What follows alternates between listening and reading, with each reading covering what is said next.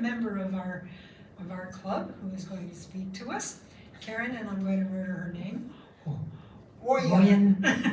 Wojahn, yes. She was raised, oops, see what happened to the light. It's good. It's okay. No, it's not. Can't read. Was raised in Wauwatosa, Wisconsin, a suburb of Milwaukee. She graduated from the University of Wisconsin School of Business and Accounting. She worked in government and public accounting and has actively volunteered with many nonprofits, including the Embroiderers Guild of America, which actually, in her spare time, Karen enjoys embroidery, traveling, reading, golf, and cross-country skiing. She actually gave a fascinating talk about embroidery last year, about the history and the art of embroidery. Very interesting. And now she's going to tell us about her trip to Egypt with the Rotary E-Club Global Travelers. Thank you. You're welcome.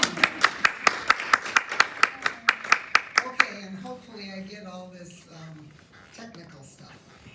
And before I begin my presentation, I would like to thank Nancy Davis, a member of the Global Travelers Rotary E-Club, for putting together this PowerPoint presentation. Nancy presented it to the Global Travelers Rotary Club in June. She gathered pictures from many of the participants of the trip, and I have added some of mine. I am very grateful to Nancy. I am also adding a disclaimer. I am not good at pronouncing Arabic words, so please excuse my pronunciation errors. And see, that's the same with my last name. I first heard about the trip to Egypt at one of my first Golden Valley Rotary Club meetings in March of 2023. The presentation was about a Rotary grant for treating liver patients in Egypt. As a culmination of the grant, there would be a trip to Egypt that sounded very good. My brother Ray lives in Cairo. My husband and I had visited him in 2009. My sister Mary had planned to visit Ray in 2020, which was canceled and rescheduled for 2021. That trip was also canceled because of COVID rates in Egypt. So after the presentation, I emailed Ray and Mary to see if they were available and interested in the trip. Ray was available, Mary was interested, and I signed us up. Good, it worked. The grant was titled Hope for Liver Patients, Cancer Patients in Egypt. It was a joint project between Global Travelers and the Cairo Elite Clubs. The project funded 45 liver procedures and training for 40 nurses. Both were at the Egyptian Liver Research Institute and Hospital north of Cairo, and the project total was $29,500. Shown here is a timeline of the project. It started in October of 2022 and ended with the final report filed in May after our trip. Our travel group was coordinated by Motez Tours and consisted of a representative from Motez Tours, 39 travelers, including Rotarians, their partners, and some non-Rotarians like my sister Mary. One Rotarian from Cairo Elite, Gigi, and you'll see pictures of her. Our tour guide, who we called the Professor, and a government-mandated security guard. And this is a picture of our entire group outside the Grand Egyptian Museum. Some of our group arrived early and spent a day touring the Zambalian village. This is a group of people who spend their lives sorting through trash and selling it to vendors. It is a huge community and includes a school and nutrition programs. The White Bear Lake Rotary Club supports this project, which is why the tour members visited. And this is a picture of some of the children at the village. An example of the trash that is recycled. Only Christians are involved with the recycling because some of the food waste is fed to pigs and Muslims cannot be involved with pork. This is the shop where the recycled items are sold. Mary and I arrived 2 days before the tour and spent the time with Ray. We toured many areas of Cairo, including the American University in Cairo, where Ray works, and New Administrative Cairo, planned to be Egypt's new capital. It's east of the current Cairo. Construction on the new capital area started in 2015. Currently, most of the completed buildings are empty. That evening, the entire tour group did a dinner cruise on the Nile River. And the entertainment was a whirling dervish group. And I don't know, can I get that? They twirl around. Can I do the video or not? I'm clicking on the picture. Oh, on the picture, all right. There, oops. Well, did you see it for just a second? I'm not gonna figure out how to go back. And I've got one more video that maybe we can do a little bit better with. The next morning, we officially started our tour by visiting the stepped pyramid, the first large stone construction in history located in the complex of Dozier. We then went to Badrashan, the site of ancient Egypt's royal capital, Memphis, and saw some of the ruins. We saw our first glimpse of hieroglyphics with and without original color. We then saw the bent pyramid of Dashur. It is considered to show the construction transition from the step pyramid to the smooth-sided pyramids. It was built about 100 years after the step pyramid. We next visited a carpet store in the town of Bashradin. The young men are following a paper guide at the front center of the picture. In the right picture, you can see the finished project. The Colossus of Ramses II is on display at the Memphis Museum. Ramses II was a long-ruling pharaoh who was known for his military and cultural achievements and his passion for building monuments and temples, and we'll see things he did again later. Street dogs were everywhere in Egypt. They did not bother anyone if left alone and spent most of their time laying in the shade. Gigi would gather the food left from our group meals and feed it to them. To end the day, we visited the Giza pyramids and the Sphinx. The complex of pyramids was built between 2550 to 2490 BC as monuments to house the tombs of dead pharaohs. There are 3 large pyramids and 3 small pyramids in the complex. The Great Pyramid is to the right of the Sphinx, and to the left is the Pyramid of Khafre.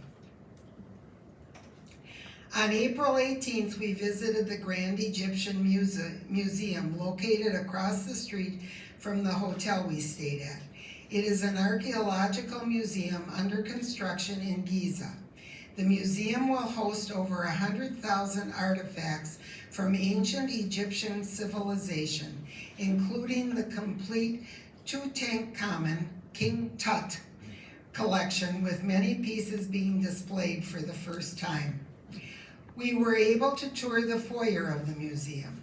The rest of the museum is supposed to open this year, and when I checked the website yesterday, they are now opening it in stages for special tours. So it may actually open before the end of the year. As you can see on the slide, construction started in 2005, and the cost is over $1 billion US. These 2 pictures show the massive size of the foyer and the statues. The wall of hieroglyphics is included to show how high the ceiling is. Later that day, we visited a perfume shop. Egypt has a long tradition of scent and perfume making, going to before 3000 BC. To the left of in the left picture, the gentleman talked about where the oils came from, how they were used, and how they are mixed. In the background are some of the perfume bottles. And the right picture shows our guide talking about the making of the perfume bottles. The National Museum of Egyptian Civilization partially opened in 2017 and completely opened in 2021. It displays a collection of 50,000 artifacts from prehistoric times to the present. It includes statues and instruments, and jewelry and clothing. The highlight of the museum, whoops, I went the wrong way. The highlight of the museum was the Royal Mummy Hall in the basement. The hall contains 20 original mummies, 18 kings and 2 queens from the 17th to 20th dynasty. Pictures were not allowed, but one of our members took a picture and gave it to Nancy, who included it in the presentation. Coptic Cairo is a historic neighborhood in Old Cairo that's home to many important religious sites and has a rich history. It was a stronghold of Christianity in Egypt before and during the Islamic era. This picture shows the wall around the neighborhood. St. Virgin Mary's Coptic Orthodox Church is also called the Hanging Church, so called because it is built on top of a Roman fortress with its nave suspended above ground level. It dates to the 3rd century AD. The picture on the right is some of the beautiful artwork in the church. After finishing touring Coptic Cairo, we walked up to the 5th floor of this restaurant for lunch. Lunch was koshari, Egypt's national dish. The ingredients are listed on the slide. It was very good, and everyone ate at least one bowl. This mosque was constructed between 1830 and 1848 to commemorate the memory of Muhammad Ali and to assert his authority as well as Egypt's independence from Ottoman influence.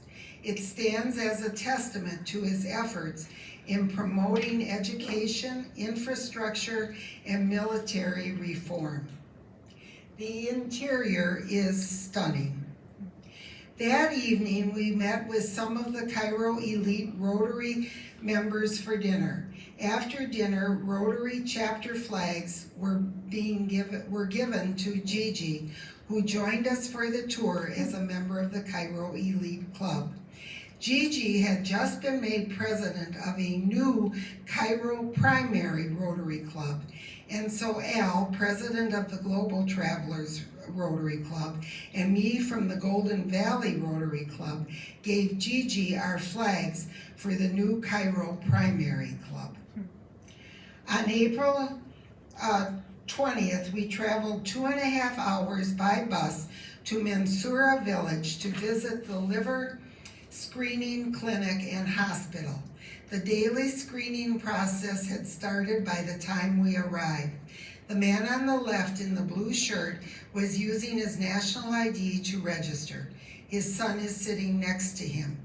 In 2015, Egypt had the highest rate of hepatitis C in the world. It now has one of the lowest rates. If left untreated, hepatitis C turns to liver cancer. Everyone who comes has blood drawn. They are screening for a variety of liver illnesses. The Egyptian government has done a truly massive screening for hepatitis C, as I had said before, which was the impetus for our Global Travelers Rotary Club project. They are also screening for other liver diseases.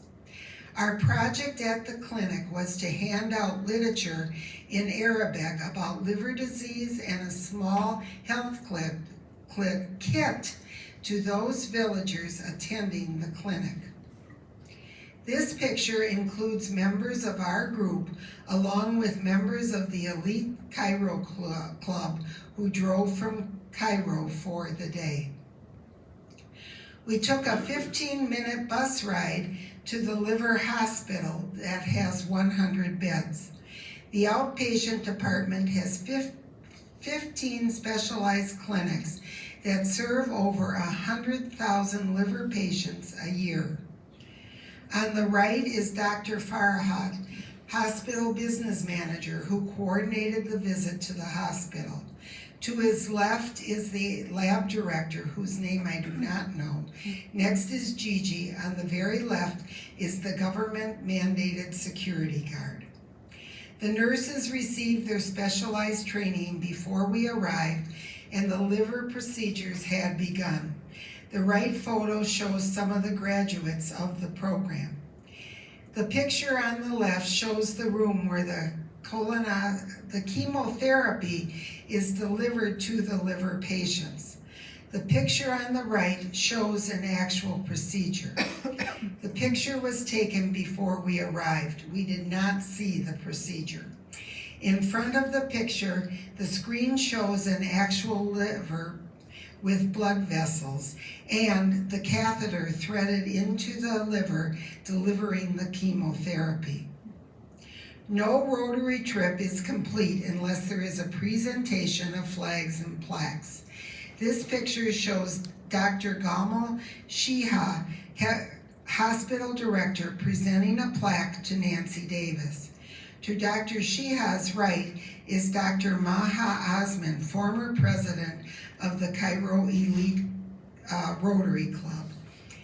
And to Nancy's left is Rania Shalaby, the current president of the Cairo Elite Club. This slide shows the exchange of flags with the Cairo Elite Club. Okay.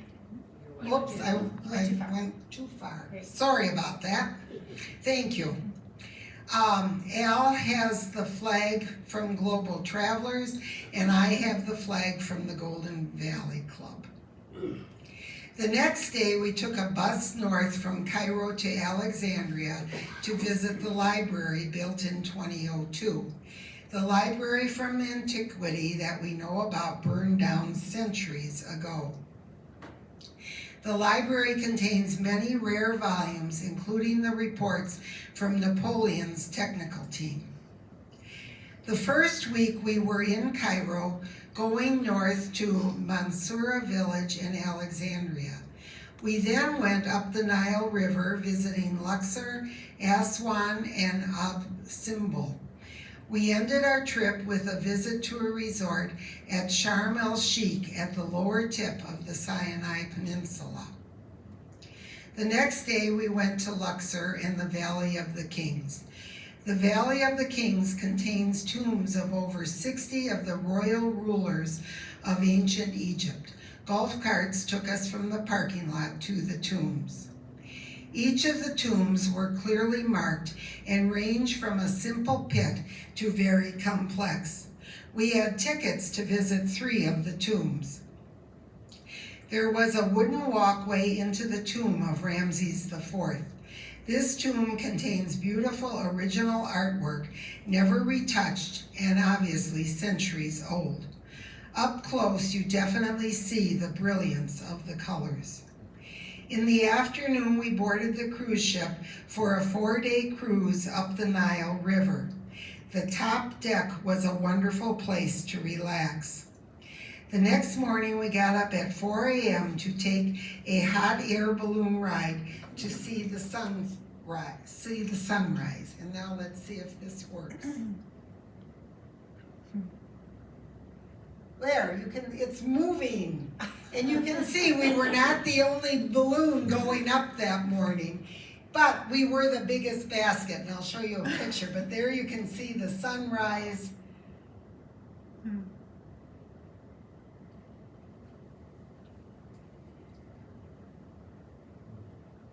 And the balloons in various stages of being blown up. There. Wow. Ah, good. That worked. That's the basket? That's the basket that we were in, and there were 31 of us in that basket. And obviously, it was the biggest basket. And you can see you can also just barely see the flame in the center that's keeping the balloon blown up.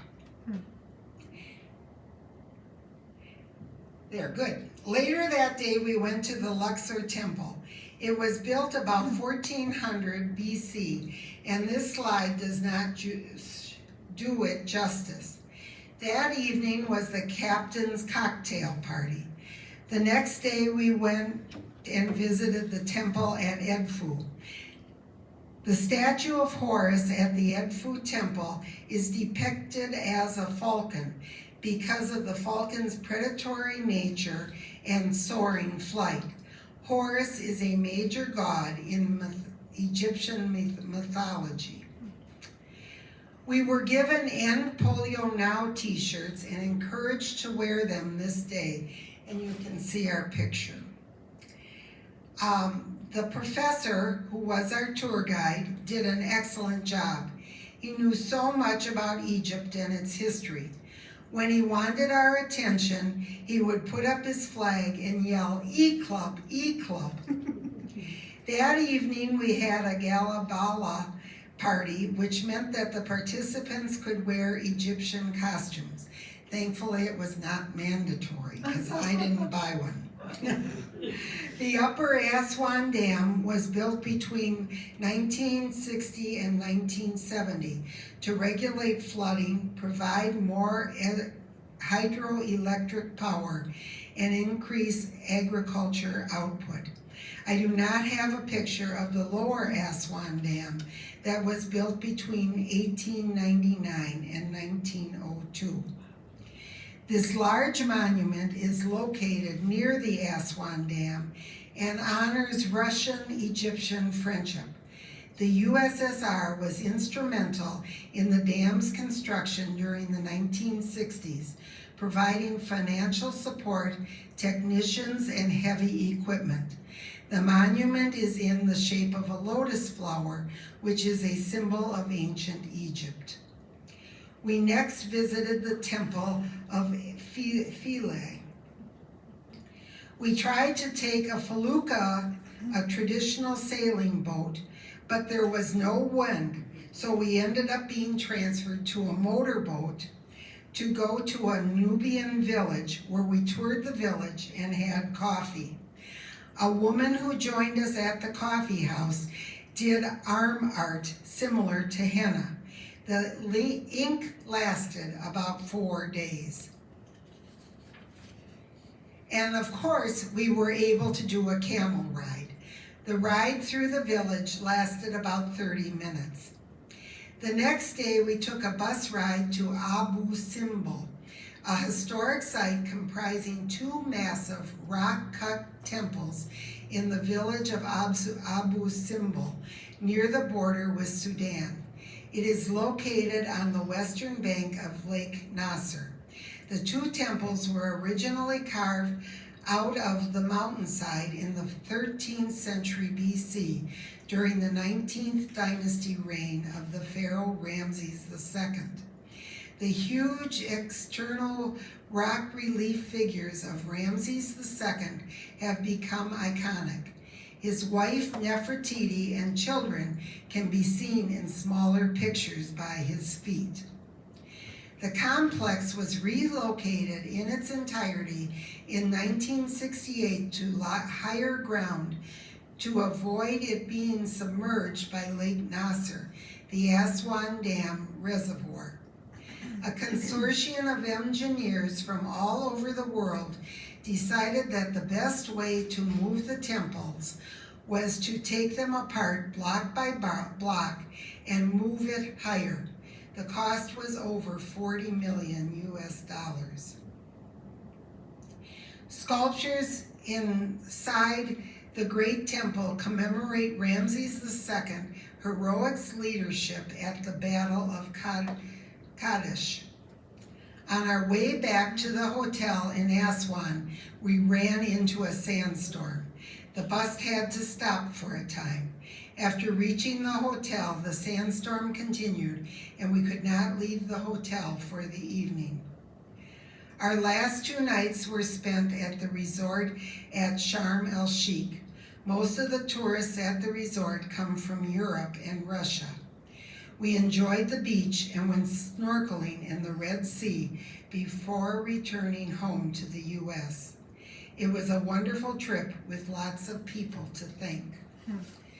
So, does anybody, I know I did that in a hurry, but I know I made it. So if anybody has any questions, or if you want to stay and discuss anything. I have a very brief question about the Muhammad Ali temple. Yes, I'm told that that's not the Muhammad Ali that we first think of. correct. Who was Muhammad Ali? He was a leader of Egypt in Okay. the 1800s. Okay. And, yes. He's looking at me like, is that the I looked at June, I'm like, what? No.